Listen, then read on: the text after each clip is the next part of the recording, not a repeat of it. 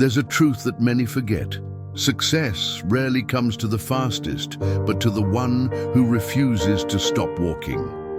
Thomas Edison failed 1,000 times before creating the light bulb.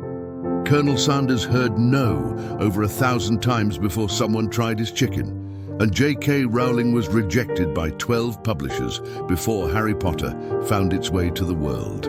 So here's a question. If failure hurts so much, why do some people still rise again and again, even after losing everything? Today, we'll discover that answer through the story of a lazy boy who failed 100 times, yet somehow he became unstoppable. Stay with us till the end, because this story might just change the way you see failure forever. In a quiet mountain village of Himachal, there lived a 24-year-old boy named Arun.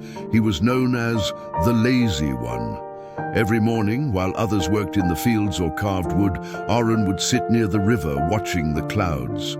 He would say, "One day I'll do something great," but that one day never came. His father would sigh, "Arun, even dreams need legs to walk." Yet Arun didn't listen. He tried starting a small shop once, failed. Tried learning to play guitar, quit after a week. Tried selling handmade crafts online, gave up after the first negative comment. Failure became his shadow, and laziness his comfort. One morning, while sitting by the river, an old monk approached him. The monk carried nothing but a small clay pot and a smile. He sat beside Arun and asked, "Why do you look so tired, young man?" Arun shrugged. "I've tried everything, sir, but nothing works. Maybe I'm not meant to succeed." The monk chuckled softly. "Tell me, if a pot breaks 100 times, would you stop making it?" Arun frowned. "Of course not. I'd just make another one." "Exactly," said the monk, tapping the clay pot gently. "This pot was made by a man who failed 103 times, but he didn't call himself a failure. He called himself a learner." Then the monk handed the pot to Arun and said, "Your task is simple. For the next 100 days, make something, anything, and finish it. Don't chase perfection. Chase persistence." Before Arun could reply, the monk walked away, leaving only a whisper in the wind. "A lazy man's body rests, but his soul never does." Arun took the monk's words to heart. At least he tried. Day 1, he woke up early to make a clay bowl. It cracked. Day 2, he made another. It looked worse.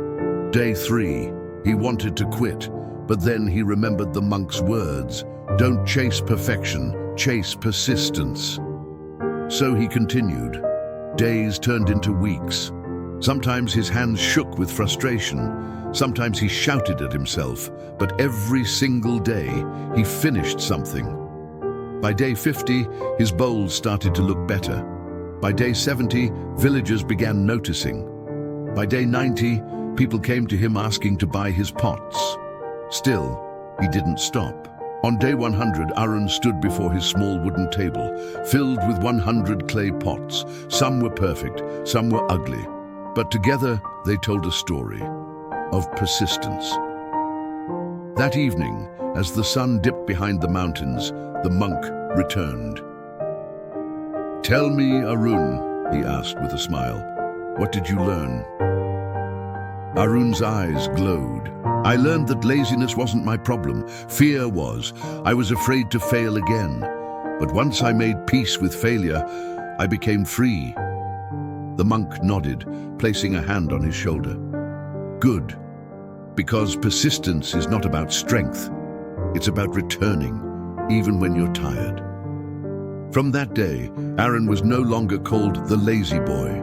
He became Arun the Maker, a young craftsman whose pots were now sold beyond the mountains.